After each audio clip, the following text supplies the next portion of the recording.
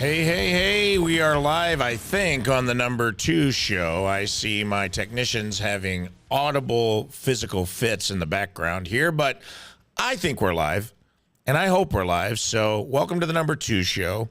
I am your host, Rafe Williams, on about 3 bottles of Dimetap Deep, and I'm getting into some tussin', coming off of a cold, and I'm ready to party. So all you poo-poo heads, all you stall tactics, all of you throne riders, all you captain's log, welcome to this episode of the number 2 show. I'm happy to be here. We're doing a little poopery episode today. We're going to just talk about a hodgepodge of things I've had on my mind, get you guys caught up with what's been going on in my life, and then I'm going to talk to you. Feel free to call in. The number is 818-532-1420. That's 818-532-1420. As we progress in the program, we'll be talking about some stuff. I've been sick. I went to L.A. I did the Netflix festival a couple weeks ago, and L.A. tried to kill me. I spent the next week with no voice. I'm pretty sure it's from touching all the crosswalk. I'm pretty liberal when I go to L.A. about touching those crosswalk arrows, and I'm pretty sure every single unhoused person who wipes their ass with their bare hand also touches those. And I don't know. I'm a little cavalier with that kind of behavior, and quite frankly, it caught up with me. And that's okay. That's life. Life's about risk. Can't be risk averse. Sometimes you got to take risks. Sometimes those risks give you some sort of alien virus that almost kills you. But hey, I'm on the other side of it. I've applied so much NyQuil, so much Dimetap. I think I did a little shot a day Quil, and then I followed that with 3 Quaaludes. So let's see how this episode of the number 2 show goes. I appreciate you guys joining me on the chat. Feel free to leave some topics in there, and we will chit chat and hang out today on the number 2 show. I'm going to tell you something. It's been a fun day. I had a really good, productive show on the sister show, the number 1 show, the Rizzuto show this morning. Talked about a lot of cool stuff. Everybody's powering through colds.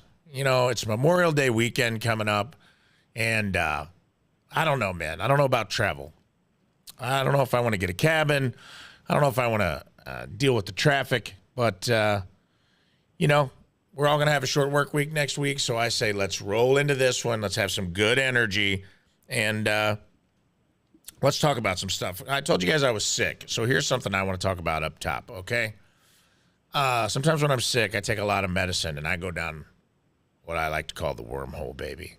I get on YouTube, and Daddy gets weird. Sometimes when Daddy gets weird, I got to tell you, we go into alternate universes.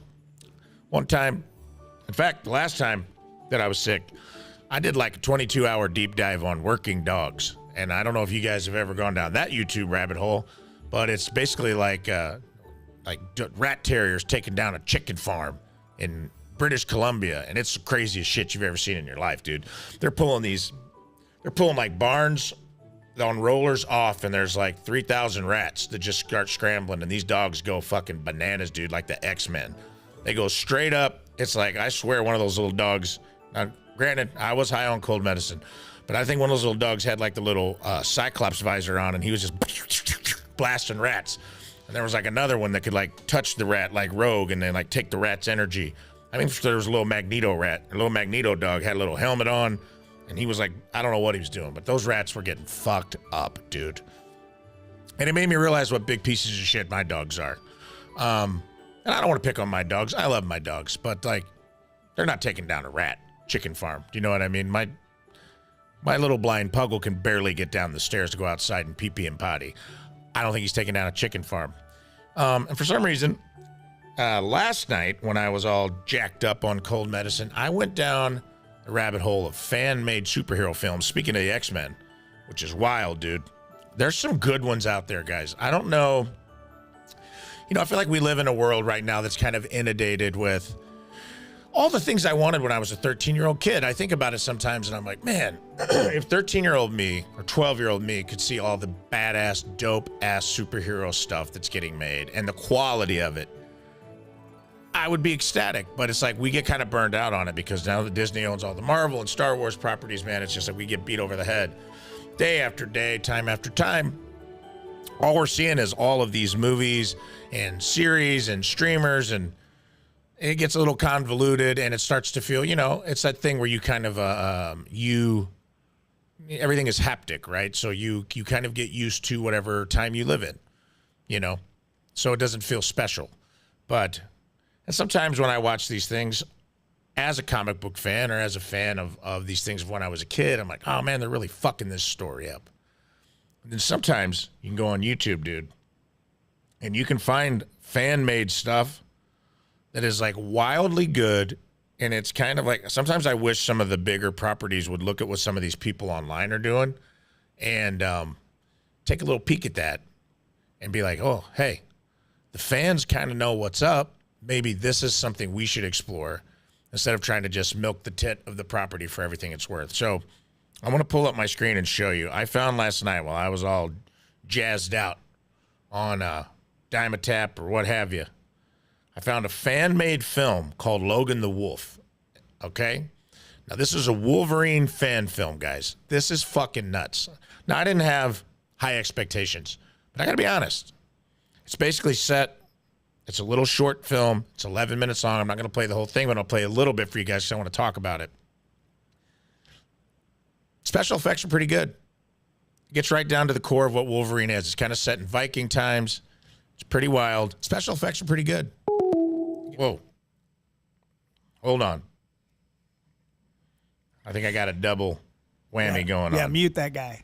Let me see if I can mute this guy. I don't really know how to do that, so I'm going to try. Just, right there. Booyah. He's off. This one's on. This is some weird interstellar dude. interception. I'm behind the bookshelf telling myself the whole time that the number 2 show's all about hugging your daughter, man. I wasn't even looking at the right camera when I said that, but guess what? I don't give a fuck, dude. I'm high on cough medicine. I told you that already. If you don't like it, get out of here. Just kidding. Don't leave. There's only like 9 of you on the live chat. Anyway, this film, Logan the Wolf, it's basically a fan-made film about Wolverine. And, dude, I got to tell you, it's not fucking bad. Check this out. Check out some of the special effects. I'm just going to zoom through. What? Did you see that, dude? It's crazy. They get right to the story. It's a little... I am wrath. I am chaos and balance. I am death and resurrection. Whoa. I am Fenrir's fury. Now, I don't know why he has a European accent. Okay, I'm willing to overlook a few things. Pretty cool, though. So I'm going to go through some of this. Costume's good. He starts getting into it with some people. Let me get down to the business here. All right, they kill him. They think, Logan the Wolf is dead, right? He gets attacked by like 30 people. And you're like, okay. For that. I mean, look at the quality of this. It's good. This is just like the comics. The comic books are sometimes they're just one-off stories where people are just getting fucked up. Well, here we go, people. Let's check out this quick little action sequence. I'm going to break it down for you.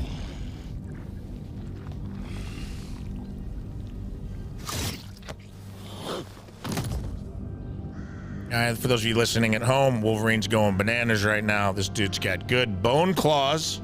What? That stays with the story.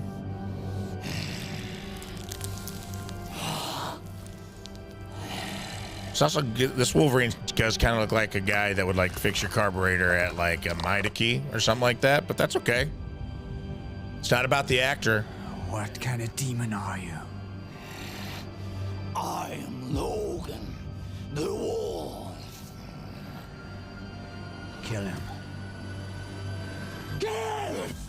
All right, now we're getting into some... What? He's chopping off heads. He's putting people in the hospital. Oh, that guy just got disemboweled. What? Not bad special effects. All right, I don't want to ruin the whole thing for you. Go watch it online. But what I will tell you is some of these fan films are pretty goddamn good. And that's what I really enjoy about, the technological age we live in. I don't know how you guys feel about it. Sometimes it's good, sometimes it's bad. But I think it's cool that people that have like a love for some of these things can actually go and make these things for themselves. And it's really cool. There was another one. There's like another Weapon X one. Besides that, there's one called Punisher. There was a Punisher fan film called Dirty Laundry on YouTube, and you can look it up. And it actually has the actor Thomas Jane, who originally played Punisher. I don't know how the fuck they got him to be in it, but it felt very much like a cartoon. It was just kind of, or like a comic book. It just felt like I was watching a single issue of the Punisher that I bought when I was 12 years old. He goes to do his laundry. There's some thugs terrorizing a bad part of town. He kills like 20 people, and then he puts his laundry in the dryer. That's it. And it was more entertaining than any of the Punisher movies they've made so far. Like sometimes I think they overcomplicate things. So it's cool to see them getting back to some of the cool stuff. I don't know if you guys have been watching X-Men 97 or not on HBO. On Disney Plus. Amazing, dude. Amazing cartoon. I cried during episode 5. It is definitely not the show you remember from Fox when you were a kid, but it's really interesting to me to go and kind of see all these shows that I like that are like nostalgic to me and my childhood, and see people picking them up. Like the X-Men 97 cartoon picks up right where it got canceled in 1996. So it picks up the storyline of 97. And spoiler alert, if you haven't seen it, I'm not gonna tell you too much about it, but it follows along with a very, very impactful House of M storyline that was huge, that kind of put Marvel Comics back on the map in the late 90s when they were getting their ass kicked by Image Comics and DC. So it was really interesting to me to see it come into cartoon form and to see them stick to the story and trust the original writers that made these comic books so good. Because sometimes I think the movie industry can get up its own ass trying to adapt screenplays from material that was already perfect. And sometimes you have to work around whether or not characters are owned, which is nice because now the only good thing of all these Disney properties buying everything up and everything swallowing each other is that now all the characters are on the table because they're all owned by one giant monopoly who will eventually one day own us all and put us in little pods just like the Matrix. But hey, up until then, going to be some kick-ass superhero movies. So that's pretty cool. Let's see what we got in the chat here. We got anything good going on? We got Zane up in the chat. All right. What's up, everybody? Thanks for getting on.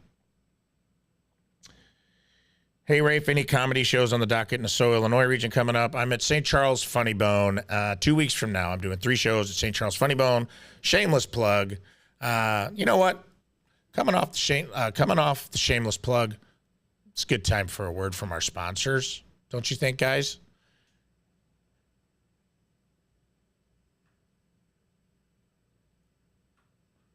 Just kidding. I just had to do that because we're going to plug ads into this later. If you're watching live, you didn't have to wait that long, so don't be an asshole about it, all right? I do have shows coming up at the St. Charles Funny Bone all weekend long. May 31st through June 1st, I'm doing 3 shows. Hopefully we can sell them all out and have a bunch of fun. I got a bunch of cool shit planned, little secret guests, all kinds of fun stuff. So if you don't have tickets to that, go to stcharlesfunnybone.com, buy tickets. Man. See what we got here. Someone's on my best dirty joke. I don't know if I can remember any street jokes, man. Somebody's seen that Punisher one. You know what's up. This isn't working very well. All right. We're going to abandon this. I'm going to read you a couple messages that came in via email. How about that? This is a segment I call, here's some fucking emails. Wow. Thank you. Here's one that came in today that I thought was interesting. So it said, hey, Rafe, when I was a kid, I thought quicksand would be a much bigger problem than it actually is.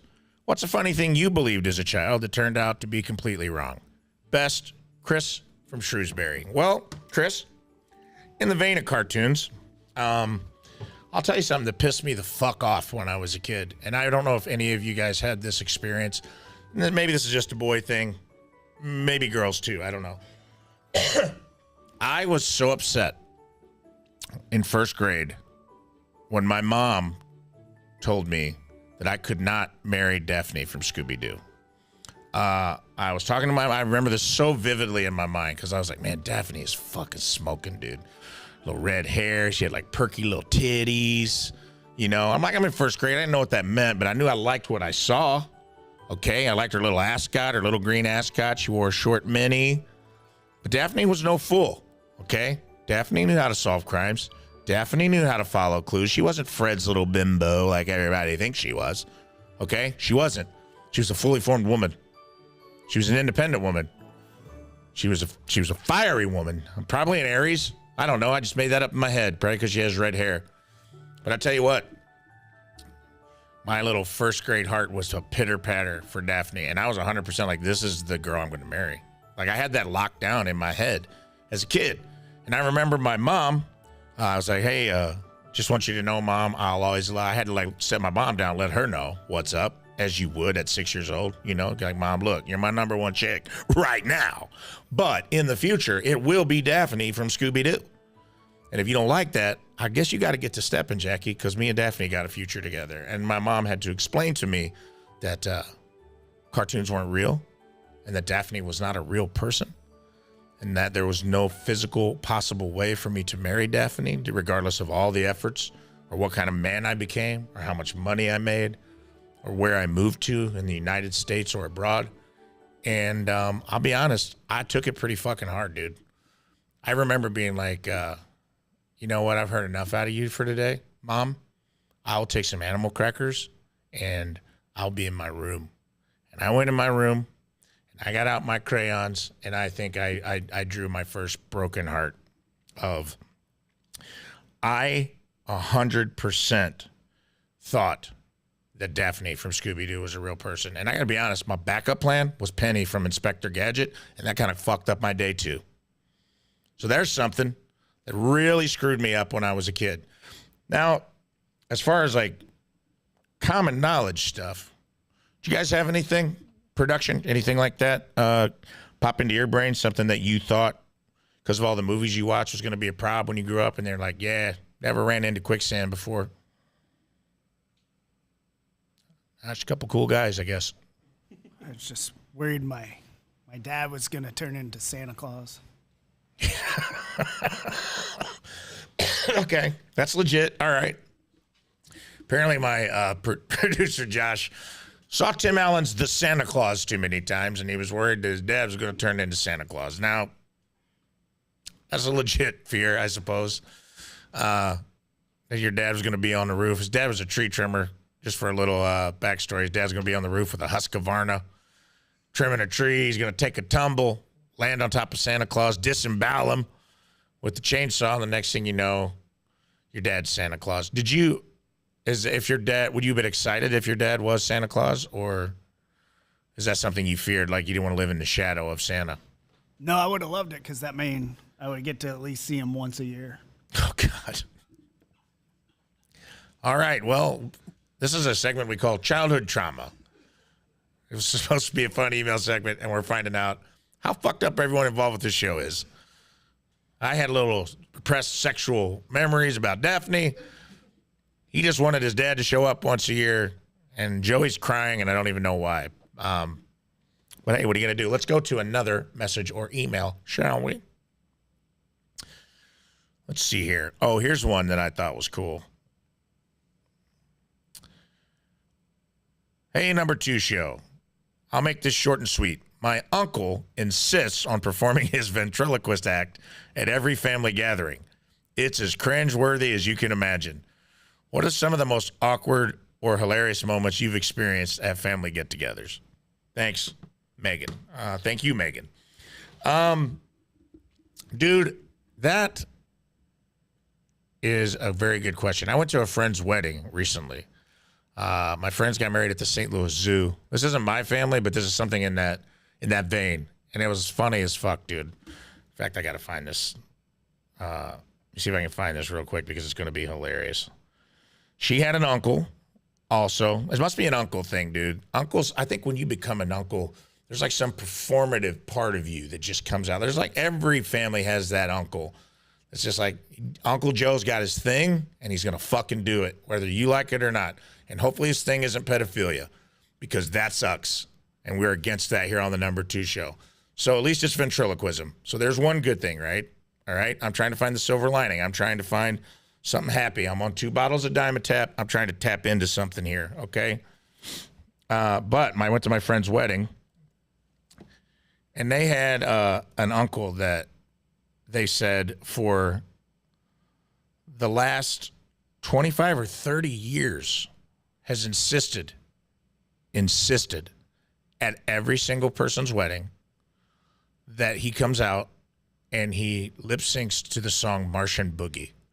I don't know if you guys are familiar with this song, but can I play that copyright wise on YouTube as long as I'm commenting on it? Yeah, and don't play the whole thing. I won't. Let's get a little Martian Boogie up in our ears. Need tougher tools. Well, first, let's 20-volt brushless hear it. platform from Harbor Freight. Number 2 Studios, we can't afford YouTube Premium. So you have to wait till this ad runs. Then here we go, baby. So imagine it's your daughter's wedding day. She looks beautiful. Everything's going great. You just cried. You did butterfly kisses. You cried. Dollar dance is over. And here comes Uncle Joe out of nowhere. And he's like, guys, I know this is the big hit everybody's been waiting for. And Uncle Joe's got a blow-up guitar, like a balloon, and a bad Martian mask with the cape, because that's what this guy had on. That's it. Yeah, Uncle Joe! And he just went ham, dude. The other night, Uh-oh. Woo! I was walking down the street. I was getting kind of hungry. Oh, baby. I decided to get me something to eat. Now, I passed up all the chain franchise joints on Hamburger Row and stopped at a little greasy spoon place I always eat at called Eat. Called Eat. God, that's good writing. Get you one of those greasy hamburgers all peppered up, lay you up in the hospital for 10 days. So I ordered me up a couple of them grease bombs. Waitress brought them over. Let's skip. Now, I want you guys to know, this song is 6 minutes and 58 seconds long. And Uncle Joe at my friend's nice, catered, beautiful St. Louis Zoo wedding, Uncle Joe did the whole goddamn thing. He laid on his back. He did the Marty McFly. It was a very, very weird thing to witness. It was fun. But I think every family has that person. I don't know if I have anything specifically. I mean, every family get-together is it falls apart for me. So that's not really like that big of a deal. But I will say, I had an aunt. Like, if we stay with my certain cousin, I had an aunt that used to stir. I loved her. She had big old titties. My Aunt Pam, her tits were so big that I think to have a bra, she just cut a basketball in half. I'm pretty sure her bras all said Spalding on them. You know what I mean? She just had big, giant titties. Love that lady. She kind of looked like Ursula from The Little Mermaid. You guys ever seen that movie? That's kind of what Aunt Pam looked like. She looked like Ursula, dude. What's Ursula's song? Let's look up Ursula's song. Because I got to pull up Ursula so you guys can kind of get an idea for what my Aunt Pam looked like. Now we're getting into Disney territory. I'm really pushing what is allowed. Who cares? Here we go. Poor unfortunate soul. Yeah. Sweet child. Pull that up. That's what I do. It's what I live. That is exactly what my Aunt Pam looked like, dude. Eyeshadow, short bleach blonde hair, tight necklace with a seashell on it, titties barely staying in some kind of moo-moo, all right? I admit that in the past I've been a nasty. This is just like my Aunt Pam. She sounded just exactly like this, only she was from Central Missouri, not underwater. Twice. Someone couldn't pay the... See, if I skip through, they'll never catch us. I'll never be with my face. Your looks. Ooh. Your pretty face. Yeah. Anyway, that's what my Aunt Pam looked like. And my Aunt Pam was cool as fuck. But The downside was you kind of had to be careful around in the kitchen. Like I watched my Aunt Pam stir an entire jug of Kool-Aid and iced tea with her arm. She like didn't get a wooden spoon. She put like sugar in the Kool-Aid and then she just jammed her whole arm down in there. And she had like Lee press-on nails, you know what I mean? Like the kind that just, they were popping off left and right. I don't know if you guys remember Lee press-on nails. Actually, what a great time to mention our sponsor, Lee press-on nails, everyone. Secret sponsor of the number 2 show. Yeah, they haven't been around in a while. Maybe you saw them in a bargain basement bin in a Deals or a $5 bin somewhere at Walmart. But number 2 show, Lee's press-on nails. Hey, they're better than nothing. Anyway, my Aunt Pam used to have these Lee press-on nails, so they were popping off left and right, dude. You might find a fucking Lee press-on nail in the bottom of the Kool-Aid. You don't want to pour a glass of refreshing iced tea on a summer day and then find something that fell off your aunt's pinky finger in it. So we had to watch that. I'm not going to lie to you. We had to watch out for that kind of business, but she was a cool lady. And same thing, you didn't want her tossing the salad because of the Lee press-on nails. So things like that got wild at times. At my family functions. So it's always an aunt or an uncle, you know? And I'm not saying that in a bad way. I was born to be an uncle. Uncle Pork Steak, Uncle Rafe. I'm telling you right now, this is my life. So I'm not judging on that. Let me see here. We got any callers by chance? Let me know when we do. No, the phones are not working. Phones aren't working. So if you're trying to call, you're an idiot. Actually, I'm sorry. If you guys are trying to call in, that sucks. But our phones are down. Let's see. Let me go through my little George Thoroughbred. I'll tell you what. I'm going to get into some more of these. Let's take a quick break for our sponsors. Wink, wink. And then I will come right back, and I'll read some more of your emails and messages from the Point app. Yep, I'm ready. Are you ready? Good, because we're right back. All right. This is a segment I like to call, Rafe, would you rather? Good or bad idea? Yeah. I'm not doing great at naming the segments today, guys. But I will tell you this. I got a couple little messages here. These are good questions. Sometimes on the Point app, I'll prompt people to come in and give me questions about like, hey, what's something you've been pondering? What's something you got super high, super stoned? You started to ponder and you couldn't quite land on what you wanted it to be. So here's one. Subject: electric cars better for the environment? ? Oh boy. Hey, number 2 show. With all the buzz about electric cars, I'm wondering if they're truly better for the environment when you consider the production and disposal of batteries. What are your thoughts? Well, good question, Alex. Man, I watched a documentary about how we get rid of like e-waste, and I got to be honest, things are not looking good, guys. Things aren't looking good.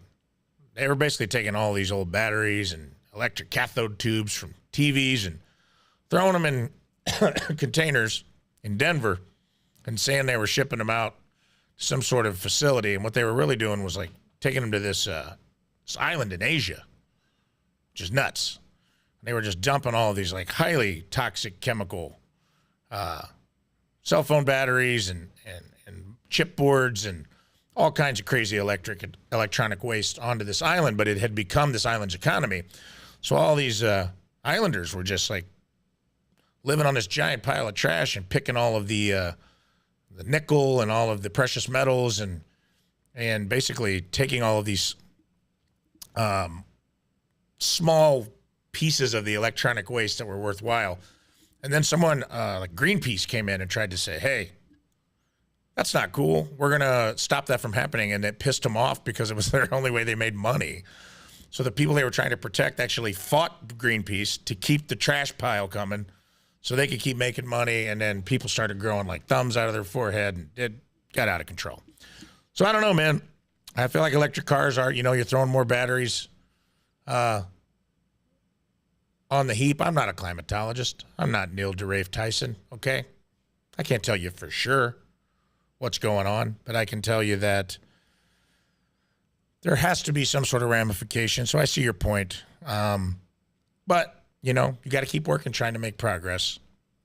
It can't be any worse than all the pollution we're putting in the air. Again, I don't know what the fuck I'm talking about. I'm not a scientist. Don't at me about this. God, you guys are heavy today. Let's see what this one is. Subject, the impact of social media on mental health. Wow, very professional. Hi, I've read a lot about social media affecting mental health, especially in teens. Should there be stricter regulations on social media platforms? Cheers, Taylor R. Thank you, Taylor R. That's a good question, Tay-Tay. I can't even imagine. I was talking to someone the other day, like, another comedian. I'm like, man, can you imagine your 13-year-old opinions being out there for everyone to read? Because we're going to have a Twitter president soon. Not like Donald Trump Twitter president, like on the shitter in the morning tweeting his 60-year-old man thoughts or 80-year-old man thoughts, or however fucking old he is. I'm talking about a Twitter president who was putting their thoughts online when they were like 11 or 12. And I started thinking about some of the shit I said or thought when I was 11 and 12. Damn. There'd definitely be a tweet out there about Daphne's titties. That's hard to get elected. Hard to run on that platform. This man be your president, he wanted to bang a cartoon. You got to think about that. Now, what I'm hoping is, at that point, everyone's dirty laundry will be out, and we'll just have to make an agreement that you can't hold people accountable for anything they said when they were 11 years old, because we were all idiots. But I don't know how that's going to work. I definitely think that there is a mental health crisis and there was a really cool, I think it was Jimmy Carr, a comedian I saw the other day. And there was a clip about like kind of how we get trapped in our own thoughts about like where we are in society. And, his basic point was like, and I'll see if I can pull it up. But I'll get really lucky if I can find this based on the very little I know.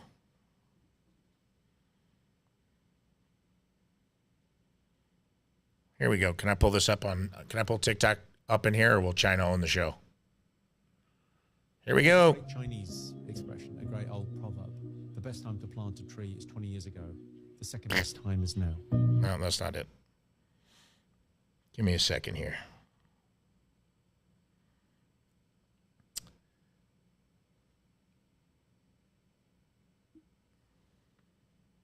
Well, I thought I was on to something. Turns out I'm a dumbass. Give me the hot shower. It's going to be awesome. Trust me, and we'll cut it out and make it seem a lot tighter. Here we go. You get used to how great your life is.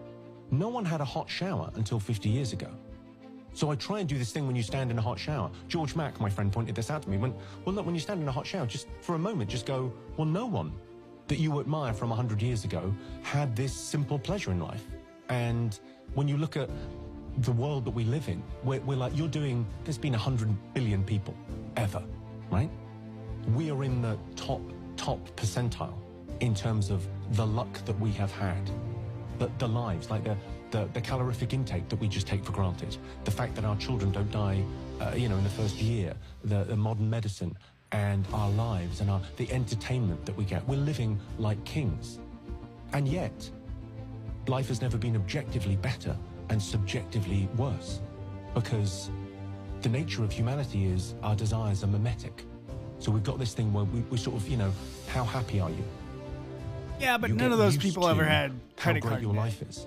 No one had a hot shower until 50. What'd you say? None of those people ever had credit card debt. Thanks, Uncle Frank, for chiming in You know there what at I the mean? end. And you stepped on the thing I was waiting for at the end of that, but it was my bad. no, it's okay. I don't think anything came up. I think he says something along the lines of, which I thought was kind of profound. He said, "Your life, your happiness is equal to your life minus envy," and I think that, Your happiness is equal to, you know, your mimetic happiness of where you're at in life and minus the envy you feel, which I think that is kind of the trap that is set for us on social media, especially as teens, when you're already feeling all weird and your head's too big for your body, and you know you're getting a weird nickname and your pubes are coming in uneven. You already don't like what's going on with yourself, and then you got to compare yourself to. It's the ultimate state of comparison, right? So I would say that it's got to be affecting mental health in that way. I know it affects mine. It's hard for me as a comedian to even get on there and like not compare myself to other comedians, even though I'm, by all standards, I should be proud of my career. I have a great career. I get to go out and do what I love. I get to go on the road every weekend. I get to entertain people, tell jokes. People tune in to listen to my opinions and my dumb shit, and I'm grateful as fuck for it. But there's still days that I get sad, that I'm like, I'm getting older. I'm never going to be Dave Chappelle. I'm never going to be Gary Shandling, But it's like, is that truly the measure of success? I don't know. But I can barely handle it with the 40-year-old brain. I can't imagine trying to struggle through all that with the teenage brain. Because I think, your teens are already so fucking brutal. But I don't know how to put regulations on social media platforms. Like, that's a broader discussion. What do you regulate? Time? Content? Do you regulate what is allowed on those apps? Then you get into a whole bunch of free speech bullshit. I don't know. I think you just got to work on giving your kids a positive self-image and hope that the internet doesn't come behind you and totally destroy that. But I will tell you this. I watched something on Netflix, and it was all the CEOs of all these companies. Twitter, Jack Dorsey, Bill Gates. All of the people that bring these technologies to the masses had one thing in common. None of them let their kids on it. So that's alarming, I would say. None of them allowed. Zuckerberg, nobody lets their kids on the apps they designed for kids.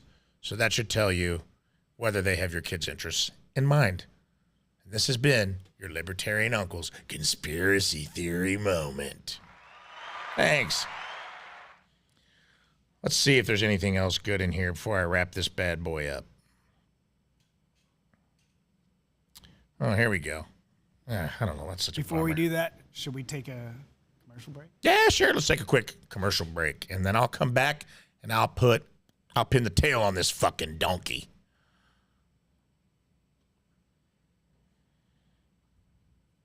We're back. All right, we're back. And guys, that music that I don't hear yet, but I will, means it's time for the wrap up. We had a pretty fun episode today, honestly. We're being a little short, man. We got people out sick. I barely got a voice. I'm high on cold medicine, but I'll tell you what, we talked about some cool stuff today. We had a good conversation about fan-made films. We had a couple good messages from the email bag that sparked a good conversation about, things when we were kids and things we didn't think we would think about. And we got into a little bit of would you rathers. Got into some deep political thought there at the end, and I'm sorry about that. That's not really my forte. But I had a good time. I hope you had a good time. Until next time, don't forget to wipe. I'm your host, Rafe Williams. I love you. Thanks for watching the Number 2 Show. We'll see you this Thursday.